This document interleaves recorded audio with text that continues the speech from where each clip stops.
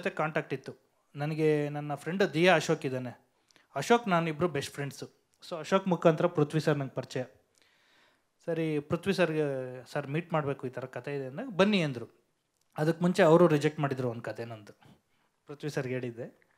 ಅದಾಗಿ ಬನ್ನಿ ಸರ್ ಮನೆಯಲ್ಲೇ ಇದ್ದೀನಿ ಬನ್ನಿ ಅಂತಂದರು. ಹೋದೆ. ಅವ್ರಿಗೂ ಓವರಾಲ್ ಓಪನಿಂಗ್ ಟು ಎಂಡ್ ಸೀನ್ವರೆಗೂ ಕತೆ ಹೇಳಿದೆ. ಅವರು ಅವತ್ತೇ ಓಕೆ ಮಾಡಿಬಿಟ್ರು. ಬೆಳಗ್ಗೆ ಅಮ್ಮಂಗೆ ಹೇಳಿದೆ, ಈವ್ನಿಂಗ್ ಹೀರೋವ್ರಿಗೆ ಹೇಳಿದೆ. ಆಚೆ ಬಂದು ಅಮ್ಮವ್ರಿಗೆ ಫೋನ್ ಮಾಡಿದೆ, ಅಮ್ಮ ಹೀರೋವ್ರು ಓಕೆ ಆಗಿದ್ದಾರೆ ಅಂತ.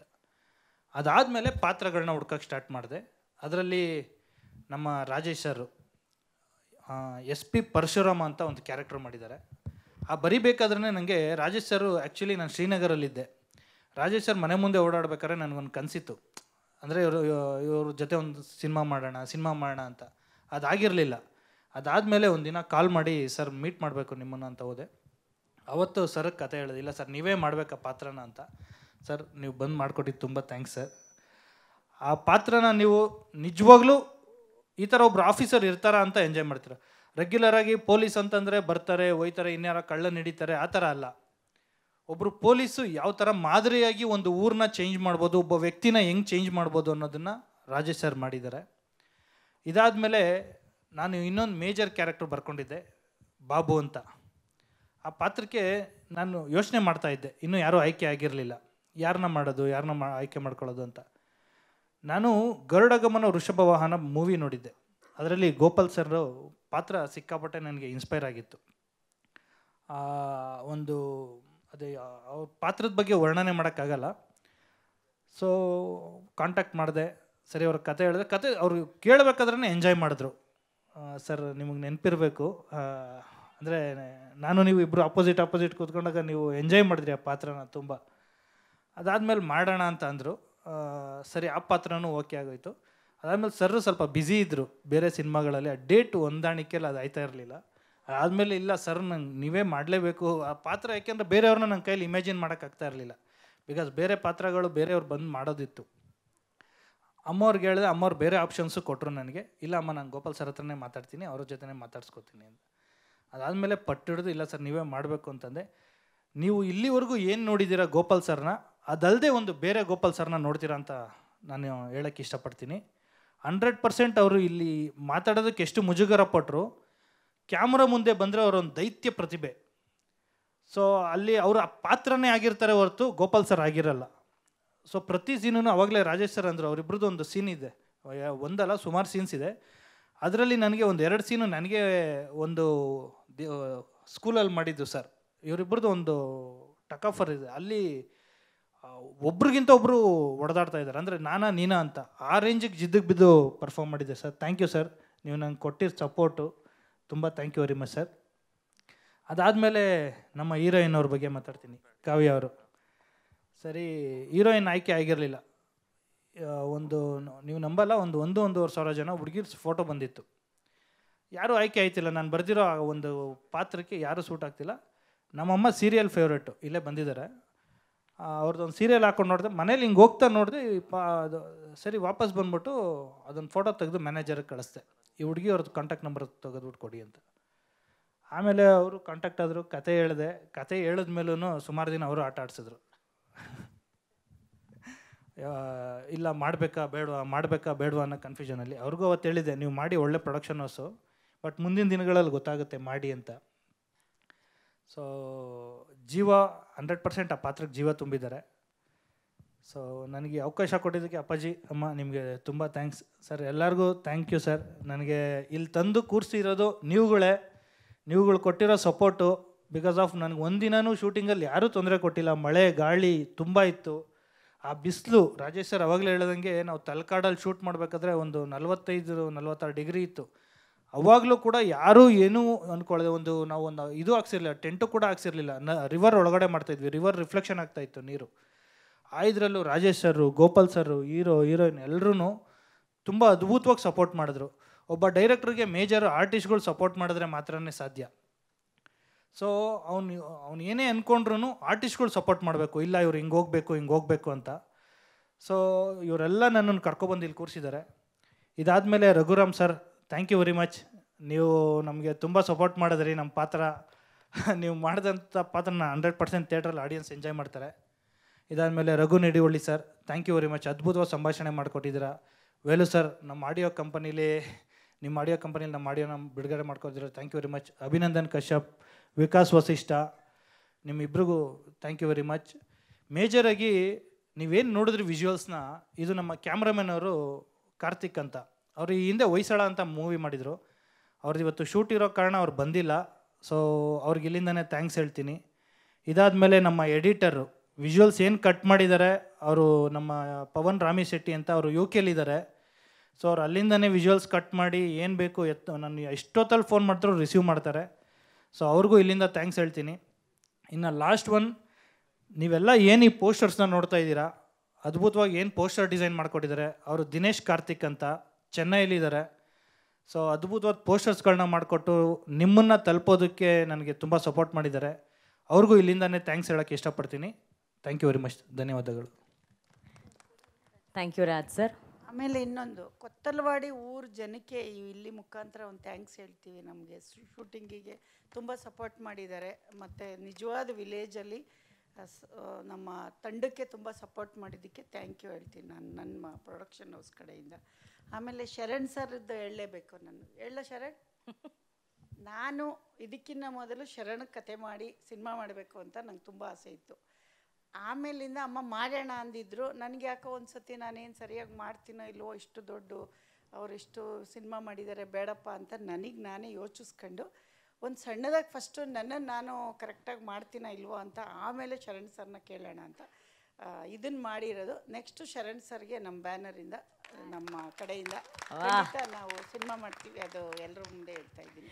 ಇದಕ್ಕೆ ಮುಂಚೆ ಶರಣ್ ಸರ್ಗೆ ಫಸ್ಟ್ ಆಪ್ಷನ್ ಇದ್ದಿದ್ದು, ಆದರೆ ನನಗೆ ಆ ಧೈರ್ಯ ಇರಲಿಲ್ಲ. ಅವರು, ನಾನು ಯಾವಾಗಲೂ ಅವ್ರದ್ದು, ನಾನು ರೇಂಬೋ ಬಂದಾಗೆಲ್ಲ ಎಷ್ಟು ಹೇಳ್ತಿದ್ದ, ಏನಮ್ಮ ನೀನು ನನ್ನ ಸಿನಿಮಾ ನೋಡಲ್ಲ, ಹೋಗಿ ಶರಣ್ ಸರ್. ಇಲ್ಲ, ನನ್ನ ಶರಣ್ ಇಲ್ಲಿ ಕೂತಿದ್ದಾರೆ ನೋಡಿ, ಇವರು ತುಂಬ ದೊಡ್ಡ ಫ್ಯಾನು ಶರಣ್ ಸರ್ದು ಮತ್ತು NS ರಾವ್ ಅವ್ರದ್ದೆಲ್ಲ ಕಾಮಿಡಿಯನ್ ತುಂಬ ನೋಡ್ತಾರೆ. ಹಂಗಾಗಿ ಶರಣ್ಗೆ ನಾನು ಮಾಡಬೇಕಂದ್ರೆ ಸ್ವಲ್ಪ ನನಗೆ ಧೈರ್ಯ ಬೇಕಿತ್ತು. ಹಂಗಾಗಿ ನಾನು ಫಸ್ಟು ಶರಣ್ ಅವ್ರಿಗೆ ಮಾಡಲಿಲ್ಲ, ಅದು ರಾಜುಗೂ ಗೊತ್ತು. ಹಂಗಾಗಿ ನಾವು 2ನೇ ಸಿನಿಮಾ ಶರಣ್ ಸರ್ಗೆ ಅಂತ ಈ ಸ್ಟೇಜಲ್ಲಿ ಹೇಳಕ್ಕೆ ಇಷ್ಟಪಡ್ತೀವಿ. ನೋಡಿ, ಒಂದು ಪ್ರೊಡಕ್ಷನ್ ಹೌಸು ತನ್ನ ಮೊದಲ ಸಿನಿಮಾದ ಟೀಸರ್ ಲಾಂಚಲ್ಲೇ ಸೆಕೆಂಡ್ ಸಿನಿಮಾ ಯಾರಿಗಾಗಿ ಮಾಡ್ತಿದ್ದಾರೆ ಅಂತ ಹೇಳ್ತಾ ಇದ್ದಾರೆ. Congratulations Sharan sir, victory, congratulations. Super ಅವ ಲಾಟ್ರಿ. ಮ್ಯಾಮ್, ನನ್ನ ಡೈರೆಕ್ಷನ್ ಟೀಮ್ ಇದ್ದಾರೆ, ಶರಣ್ ಸರ್ ಮತ್ತು ರಘು. ನನಗೆ ಇವರು ಅದ್ಭುತವಾಗಿ ಪ್ರೋಗ್ರಾಮ್ ಹಾಕ್ಕೊಟ್ಟಿದ್ದಕ್ಕೆ ಈ ಸಿನಿಮಾ ಇಷ್ಟು ನೀಟಾಗಿ ಕಂಪ್ಲೀಟ್ ಆಗೋಕ್ಕೆ ಸಾಧ್ಯ. ಶರಣ್ ಸರ್ ನಿಮಗೆ thank you very much. Raghu, thank you ಕಣಪ್ಪ. ಆಮೇಲೆ ಇನ್ನೊಂದಮ್ಮ, ನಮ್ಮ ಲಹರಿ ವೇಲು ಅವರು, ಹೌದು, ನಾನು ಹೋದಾಗ ತುಂಬ ಚೆನ್ನಾಗಿ ನನಗೆ ರೆಸ್ಪಾನ್ಸ್ ಮಾಡಿ, ನಾನು ಏನಕ್ಕೆ ಅವ್ರಿಗೆ ಕೊಟ್ಟೆ ಅಂದರೆ, ನಾನು ಏನದು ರಣಧೀರ ಅವತ್ತು ಯಶು ಹುಟ್ಟಿರಲೇ ಇಲ್ಲ, ಅವತ್ತಿಂದ ಅವ್ರ ಕಂಪ್ನಿ ಇದೆ. ನಾನು ಕೊಟ್ಟರೆ ಅವ್ರ ಕಂಪ್ನಿಗೆ ಕೊಡಬೇಕು ಅಂತ ಒಂದು ಕನಸಿತ್ತು ನನಗೆ. ನಾನು ಮಾರ್ಕೆಟಿಂಗ್ ಬಗ್ಗೆಗಿಂತ ನಮ್ಮನೆ ಬ್ಯಾನರ್ನ ಅವ್ರಿಗೆ ಕೊಡಬೇಕು ಅನ್ನೋ ಒಂದು ಉದ್ದೇಶದಲ್ಲಿ ಕೊಟ್ಟಿದ್ದೀನಿ. ನೆಕ್ಸ್ಟ್ ಯಾವಾಗಲೂ ನಾವು ಅವರು ಜೊತೆಲಿ ಹಿಂಗೆ ಇರಬೇಕು ಅಂತ ಇಷ್ಟಪಡ್ತೀನಿ. ಸೂಪರ್. ಹುಟ್ಟಿರಲೇ ಇಲ್ಲ ಅವ್ರ ಬ್ಯಾನರ್ ಹುಟ್ಟಾಕಿದಾಗ, ಅಷ್ಟು ದೊಡ್ಡ ಸೀನಿಯರ್ ಅವರು ಇಲ್ಲಿಗೆ. ಮತ್ತು ತೆಲುಗವರು, ತೆಲುಗು ಮೀಡಿಯಾ ಹಾಗೂ ಮಲಯಾಳಂ ಮೀಡಿಯಾ ಅವರು ಇಲ್ಲಿ ಬಂದಿದ್ದಾರೆ. First of all, just in case we are very sorry if you are not able to catch up with our language, but we are all very comfortable talking in our own native language. But thank you for being so patient. Thank you everyone, thank you. And ನಾವು ನಮ್ಮ ಮಾಧ್ಯಮದವರಿದ್ದಾರೆ, we have a press media people, they can shoot their questions. ಯಾರೇ ಇದ್ರೂ questions ಕೇಳ್ಬೋದು. Mics will reach to you guys. హామా తెలుగు వాళ్ళందరూ వచ్చిన దానికి చాలా థ్యాంక్ యూ అండి. మళ్ళా మీరు ఇట్లా మా కన్నడ సినిమాని అందరూ బాగా చూడాలి. మళ్ళా మేము కూడా మీ సినిమాలు చూస్తాము. ఎప్పుడు కూడా మాకు మాత్రం కాదు, మీ కూడా మా దగ్గర చేయాలి, మేము మీ దగ్గర చేయాలి, అట్లా ఎప్పుడూ ఉండాలి. మళ్ళీ మలయాళం నాకు రాదు, ಏನು ಹೇಳ್ತಾರೆ, ಅಡಿಪೊಳಿ ಅಲ್ಲ, ಹೇಳ್ತೀನಿ. ಒಂದು ನನಗೆ ನನ್ನ ಫ್ರೆಂಡ್ಸ್ ಇದ್ರು ಇಬ್ಬರು, ಒಂದು 2 ವರ್ಡ್ ಬರ್ತಿತ್ತು, ಅದು ಮರ್ತೋಗಿದೆ. ಪ್ಲೀಸ್ ಮಲಯಾಳಿ ಅವ್ರಿಗೆಲ್ಲ ಖಂಡಿತ ನಿಮ್ಮ ಸಿನಿಮಾಲಿ, ನಮ್ಮ ಸಿನಿಮಾಲಿ ನಾವು ನೀವು ಮಾಡೋಣ. ಮುಂದೆ ಇದೇ ಥರ ನೀವು ನಮ್ಮಲ್ಲಿ, ನಾವು ನಿಮ್ಮಲ್ಲಿ ಸಿನಿಮಾ ಮಾಡೋ ಥರ ಇರಲಿ, ఇదే తర ನಮ್ಮ టీం ಚೆನ್ನಾಗಿರಲಿ ಅಂತ మలయాళీ ಅವರಿಗೆ. తెలుగు నాకు చాలా బాగా తెలుగు వస్తుందండి, నేను చిన్నప్పటి నుంచి చాలా అలవాటు చేసుకున్నాను. అట్లా మీరు కూడా మా సినిమాలు చేయాలి, మేము కూడా మా కన్నడ ఆర్టిస్ట్ కూడా మీ దగ్గర వచ్చి చేస్తూ ఉన్నారు, దానికి చాలా థ్యాంక్స్ అండి, మీరందరూ వచ్చిందానికి మీకు థ్యాంక్స్ చెప్తానండి. ఎప్పుడు వస్తానే ఉండండి. అమ్మ మీరు రాకింగ్ అండి. ಅವರು ಯಶ್ ಸರ್ ರಾಕಿ ಬಾಯಿ ಆದರೆ ಇವರು ರಾಕಿ ಮಾಯಿ.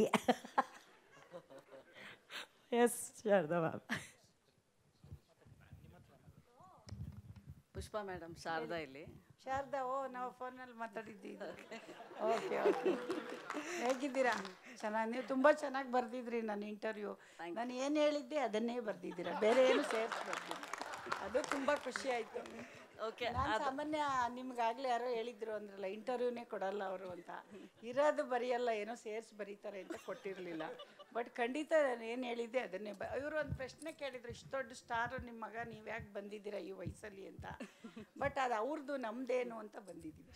ಅದು ಅವ್ರದ್ದು, ಇದು ನಮ್ಮ. ಅಲ್ಲ, ಒಂದೇನಂದ್ರೆ ಇಷ್ಟೊಂದು ಸರ್ಪ್ರೈಸ್, ಎಲ್ಲರೂ ನಿಮ್ಮದೇ ಒಂದು ಪ್ರೊಡ್ಯೂಸರ್ ಆಗದೆ ಒಂದು ಸರ್ಪ್ರೈಸ್, ಅದೇ ಒಂದು ಮೂವಿ ಮಾಡ್ಬೋದು. ಅದು ಏನಾಗುತ್ತೆ ಅಂದರೆ, ಎಷ್ಟು ತುಂಬ ದೊಡ್ಡ ಎತ್ತರಕ್ಕೆ ಬೆಳೆದಿರೋದ್ರಿಂದ ನಾವು ಸರಿಯಾಗಿ ಮಾಡಲಿಲ್ಲ ಅಂದಾಗ ಎಲ್ಲೋ ಅವನಿಗೊಂದು ಎಫೆಕ್ಟ್ ಆಗಬಾರ್ದು. ಒಂದು ಮಾಡ್ತೀವ ಅಂತ ಚೆಕ್ ಮಾಡಿ ಆಮೇಲೆ ಹೇಳೋಣ. ಬಟ್ ಅವ್ರದ್ದು ಒಂದು ಡೈಲಾಗ್ ಯಾಪ್ಕ ಬಂತು, if you are bad I am your dad ಅಂತ.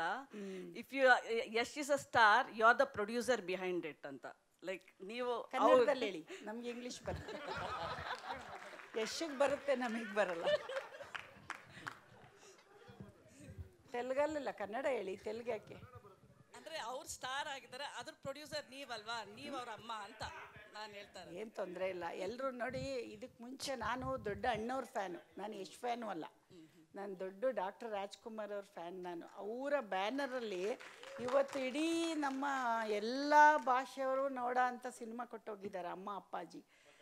ಅದರಲ್ಲಿ ನಾವು ಒಂದು ಸಣ್ಣ ಕಲ್ತ್ಕೊಂಡ್ರು ಅಣ್ಣವರು ಮನೆಯಿಂದ ಕಲ್ತಿರೋದು. ನಾವು ಯಶಿಂದ ಕಲ್ತಿರೋದು ಏನಿಲ್ಲ. ಇನ್ನು ಎಲ್ಲರೂ ಮಾಡಿದ್ದಾರೆ, ದೊಡ್ಡ ದೊಡ್ಡ ನಟರಿದ್ದಾರೆ. ಆದರೆ ನಮ್ಮ ಬೇಸ್ಮೆಂಟ್ ಹಾಕ್ಕೊಟ್ಟಿರೋದು ಅಣ್ಣವರು. ಅದೇ ಥರ ನಾವೇನಾದರೂ ಮುಂದಿನ ಪೀಳಿಗೆಗೆ ಒಂದು ಬೇಸ್ಮೆಂಟ್ ಹಾಕ್ಬೋದಾ ಅಂತ ಪ್ರಯತ್ನ ಪಡ್ತಾಯಿದ್ದೀವಿ. ಇನ್ನೂ ಹಾಕ್ತೀವಿ ಅಂತಲೂ ಹೇಳ್ತಾ ಇಲ್ಲ. ಅಷ್ಟೇ, ಎಲ್ಲರೂ ಪ್ರಯತ್ನ ಪಡಬೇಕಲ್ಲ. ಒಂದು ತೆಂಗಿನ ಮರ ಹಾಕ್ತೀವಿ ಮೇಡಮ್, ಅದು ನಾವು ತಿನ್ನಲ್ಲ, ಮುಂದಿನ ಪೀಳಿಗೆ ತಿನ್ನುತ್ತೆ. ಹಂಗಂತ ಅವ್ರು ಹಾಕ್ಲೇ ಇಲ್ಲ ಅಂದರೆ ಅಲ್ವಾ? ಬಟ್ ಒನ್ ಟೈಮಲ್ಲಿ Yashu it was not easy, ಅಂದರೆ ಅವ್ರಿಗೆ ಅಷ್ಟೊಂದು ಈಸಿ ಇರಲಿಲ್ಲ ಈ ಇದಕ್ಕೆ ಆ್ಯಕ್ಟಿಂಗ್ ಬರೋಕ್ಕೆ. ಆ ಟೈಮಲ್ಲಿ ನೀವು ಥಿಂಕ್ ಮಾಡಿಲ್ವಾ, ಪ್ರೊಡಕ್ಷನ್ ನಾವೇ ಸ್ಟಾರ್ಟ್ ಮಾಡೋಣ, ನಮ್ಮ ಮಗನ ನಾವೇ? ಅವತ್ತು ನಮ್ಮ ಹತ್ರ ದುಡ್ಡು ಇರಲಿಲ್ಲ. ದುಡ್ಡು ಒಂದೇ ಕಾರಣ ಆಗಿತ್ತು. ಅಲ್ಲ, ಹೌದು ಮೇಡಮ್, ದುಡ್ಡಿಲ್ಲದೆ ನೀವೇನು ಮಾಡ್ತೀರಾ? ಒಂದೇ ಕಾರಣ, ಅದಿದ್ರೇ ಎಲ್ಲ ಮಾಡೋಕ್ಕಾಗೋದು. ಬಟ್ ಟ್ಯಾಲೆಂಟ್ ಎಲ್ಲರ ಹತ್ರ ಎಷ್ಟು ಪ್ರತಿಭೆಗಳಿದೆ ಗೊತ್ತಾ? ನಮ್ಮಲ್ಲಿ ಪ್ರತಿಭೆಗಳು ತುಂಬ ಇದ್ದಾರೆ. ಯಾರು ಚಾನ್ಸ್ ಕೊಡ್ತಾರೆ? ದುಡ್ಡು ಹಾಕಿ ಪ್ರೊಡ್ಯೂಸರ್ ಕೊಡಬೇಕಲ್ವಾ? ಅಲ್ವಾ? ಪ್ರೊಡ್ಯೂಸರ್ ಕೊಡಬೇಕಲ್ವಾ ಮೇಡಮ್? ಈಗ ಪ್ರತಿಭೆಗಳು ನಮ್ಮ ಎಷ್ಟಿದ್ದಾನೆ ಅನ್ಕೊಬಿಡಿ, ಎಷ್ಟರ ಸಾವಿರಾರು ಪ್ರತಿಭೆಗಳಿದೆ. ಆದರೆ ಚಾನ್ಸ್ ಯಾರು ಕೊಡ್ತಾರೆ? ಆ ಚಾನ್ಸಿಗೆ ಅಲ್ದಿರೋ ಕಷ್ಟ ನನಗೆ ಗೊತ್ತಿದೆ. ಆ ಕಷ್ಟ ಬೇರೆಯವ್ರಿಗೆ ಆಗಬಾರ್ದು. ನಮ್ಮಲ್ಲಿ ದುಡ್ಡಿದೆ ಅಂತ ಮಾಡಿಲ್ಲ, ಬಟ್ ಮಾಡ್ಬೋದು. ಮಾಡೋಕ್ಕಾಗ್ದಿರೋ ಅಂಥದ್ದು ಏನಿಲ್ಲ. ಇವತ್ತು ಮಾಡ್ಬೋದು, ನಾವು ಅದಕ್ಕೆ ಮಾಡಿದ್ವಿ. ಬಟ್ ಸರ್ಪ್ರೈಸ್, ಎಲ್ಲರಿಗೂ ಸರ್ಪ್ರೈಸ್. ಯಾರು ಬಂದು ಸರ್ಪ್ರೈಸ್ ಅಂದ್ರಲ್ಲ, ಯಶ್ಗೆ ಎಷ್ಟು ಸರ್ಪ್ರೈಸ್ ಇತ್ತು? ಯಶ್ಗೆ